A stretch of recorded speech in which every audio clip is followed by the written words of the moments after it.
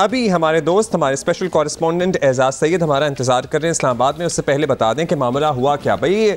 अचानक ही, वैसे तो कुछ चेमागोइयाँ थीं लेकिन इतनी खुलकर बात नहीं की जा रही थी। वज़ीर आज़म इमरान खान के एहतसाब और करप्शन के खिलाफ मुहिम का चेहरा और काबीना के शर्लक होम्स समझे जाने वाले शहजाद अकबर अचानक हो गए मुस्ताफ़ी। बतौर सरबरा asset recovery unit Shahzad Akbar ने 3.5 सालों के दौरान अरबों रुपए का सुराख मिलने के बड़े बड़े दावे किए और अंदाज़ा ऐसा होने लगा कि बस अब तो ये रकम खजाने में आई और पाकिस्तान की किस्मत बदली। लेकिन हुआ इसके बिल्कुल उलट। मुशीर दाखिला और एहतसाब का ओहदा रखने और आम वजीरों से भी ज्यादा मरात लेने के बावजूद शहजाद अकबर बैरून मुल्क से एक फूटी कौड़ी वापस न ला पाए।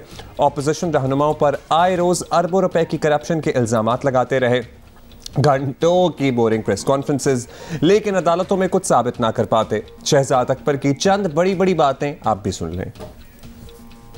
100 बड़े मगरमच्छ जिन्होंने पाकिस्तान से पैसा लूटा है, उस टारगेट के ऊपर हम काम करेंगे और उसके ऊपर फोकस्ड अप्रोच होगी कि इन टारगेट्स के ऊपर हम पूरी एक ट्रेसिंग एक्सरसाइज होगी कि इन्होंने पैसा कहाँ छुपाया हुआ है और फिर उसको लाने के इकदाम किए जाएंगे। 10 ममालिक के अंदर जो हमारी इस वक्त तक तहकीक हुई है, जो एसेट्स हम ट्रेस कर पाए हैं, उसका कुल हुजम इस वक्त 5.3 अरब डॉलर है और ये पाकिस्तानी रुपयों में 700 अरब रुपए बनते हैं। इसमें जो हमारी बरतानवी हुकूमत के साथ अंडरस्टैंडिंग हुई है उसमें क्रिमिनल प्रोसीडिंग्स के अलावा एक सिविल रिकवरी का रूट भी है जो नाइजीरियन गवर्नमेंट ने फॉर एग्जांपल इस्तेमाल किया था पिछले कुछ सालों में, और उसमें उनको कुछ 14 बिलियन डॉलर्स तक की रिकवरी हुई है। सागरा साहब की वापसी के लिए हमारा MOU तो साइन हो चुका है। अभी उन्होंने उनके एक्स्ट्रैडिशन जो नोट होता है उसके ऊपर दस्तखत करने हैं, उसके बाद उनको वहाँ के मैजिस्ट्रेट के सामने पेश किया जाएगा और वो इंशाल्लाह जल्द होगा। 5000 से ज़ायद फेक अकाउंट्स हैं जिनको खंगाला गया है और उनके अंदर से तमाम ही फेक अकाउंट्स निकले हैं। तो कुछ चीज़ें सामने आई हैं, कोई रिक्शे वाला है या कोई साइकिल वाला है या कोई फलूदे वाला है, लेकिन जितने वो 5000 से ज़ायद अकाउंट्स हैं वो सारे के सारे ऐसे लोगों के हैं कि आम शहरी हैं और एक मसीहा उनके अकाउंट्स में पैसे डाल जाता है और फिर TV बैठ के दंदनाता है कि अब मुझे साबित करके दिखाओ।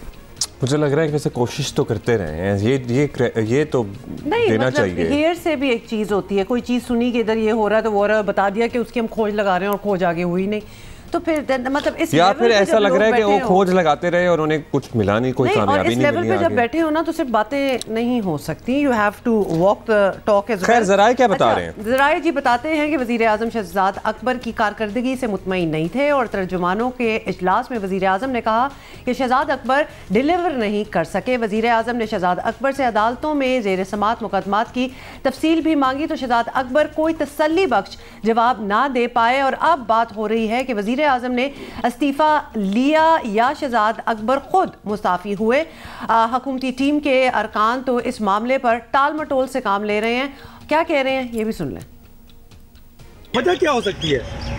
ये तो अब आपको शहजाद साहब से पूछना पड़ना है या मैं नेचुरली जब मैं मिलूंगा तो मैं डॉक्टर साहब एहतसाब का अमल आपके ज़िम्मे तो नहीं आ रहा? कई दफ़ा आप ना हार्ड वर्क करने आए, ये बहुत मुश्किल पेश है, या तो बर्न आउट हो गए होंगे काम करके, हो सकता है वो इससे खुश ना हो, तो बहुत सारे प्रेशर्स होते हैं जब आप काम करते हैं। शहजाद अकबर का बता दें, उन्हें क्यों निकाला, क्या कसूर था? मैं आपको बिल्कुल जरूर बताता।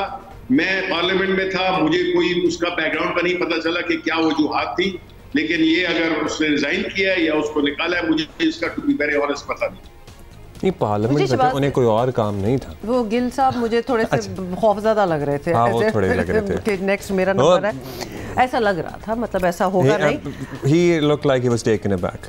खैर, वज़ीर आज़म इमरान खान साहब की बात करें, 2018 में इंतखाबी मुहिम के दौरान उनका ज़्यादातर जो फोकस था वो एहतसाब और लूटी हुई दौलत मुल्क में वापस लाने का था। इनफैक्ट इनका 1 पॉइंट एजेंडा था ही ये, हाँ, और कोई काम ही नहीं था। अच्छा, और वो कौन थे? वो मुराद सईद थे जो मुंह पे मार रहे थे डॉलर वापस ला के। वो भी थे, बहुत से ऐसे लोग थे, लेकिन इनका एक्चुअली यही काम था। अच्छा भाई, सामने निकाल के रखा है, ये सुने जस्ट वैसे आपकी मॉर्निंग बेहतर बनाने के लिए। जो भाई पड़ा है उसे लेके आएंगे, रोक सकते हो तो रोको।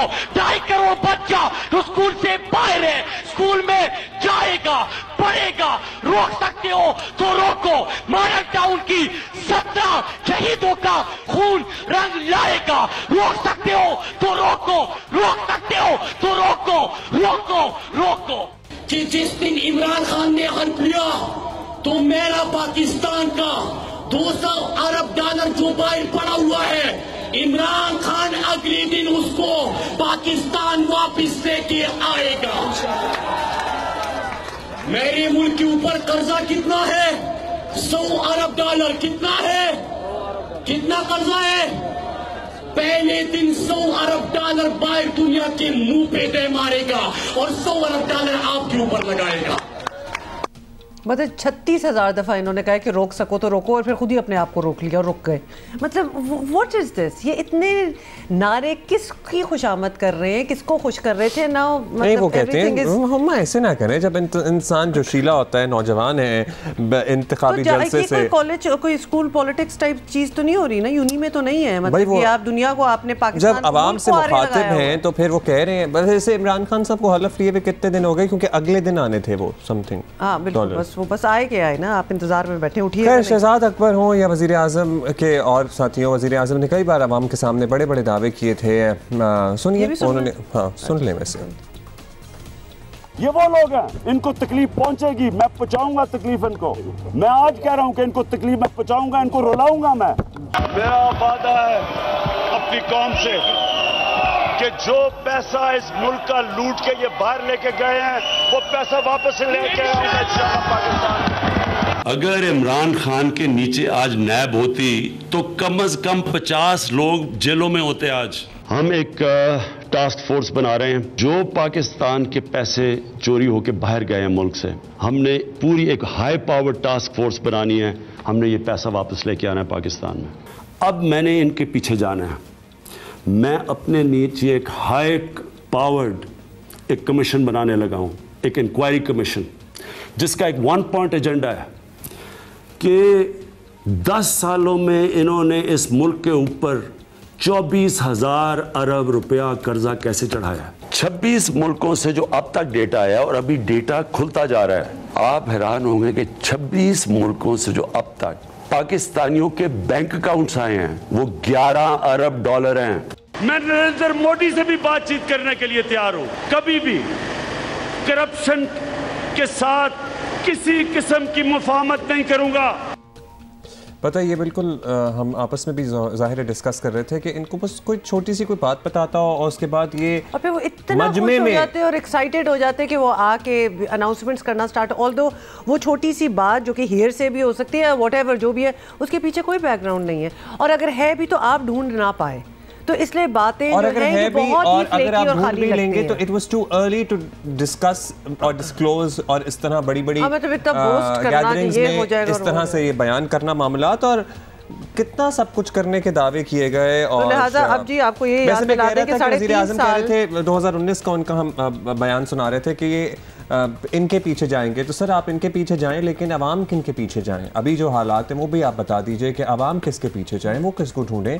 तो आप इनके पीछे तो जाएं, ये तो आपकी जो भी आपका इंतखाबी नारा है, इंतखाबी मंशूर है, लेकिन इसके अलावा भी आपकी जिम्मेदारियां हैं सर। बट वही ना, it turned out to be nothing, क्योंकि 3.5 साल गुजरने के बाद भी वजीर आजम जो है अपना ये वादा जो है कि जाएंगे और पैसा लेके आएंगे। एजाज सईद हमारे साथ मौजूद है, हमारे स्पेशल कॉरेस्पॉन्डेंट इस्लामाबाद से। एजाज जरा बताइएगा हुआ क्या?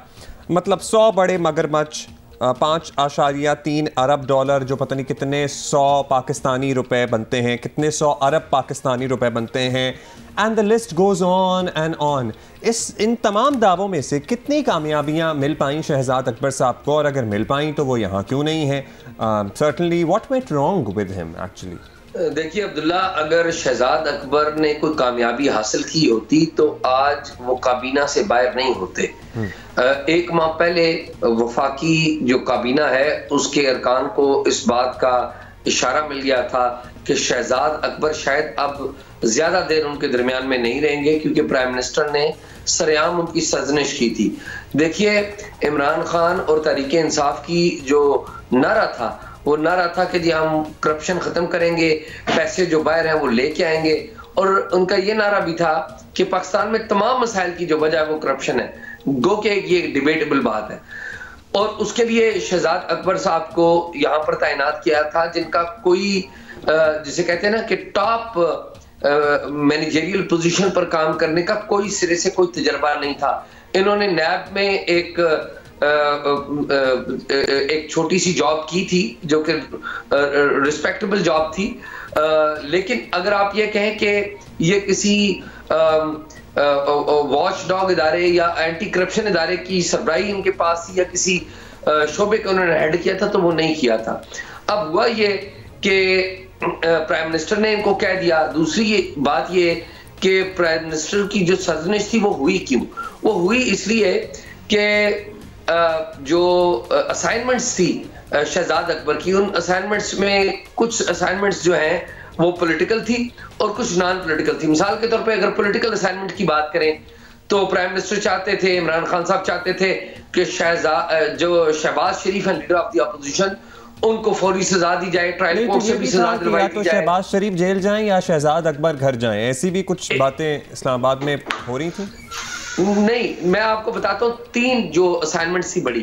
एक शहजाद अकबर थी, शहबाज शरीफ कि वो उनको जेल भेजा जाए और उनको ट्रायल के जरिए कन्विक्ट करवाया जाए, जेल से ज्यादा कि उनको कन्विक्ट करवाया जाए।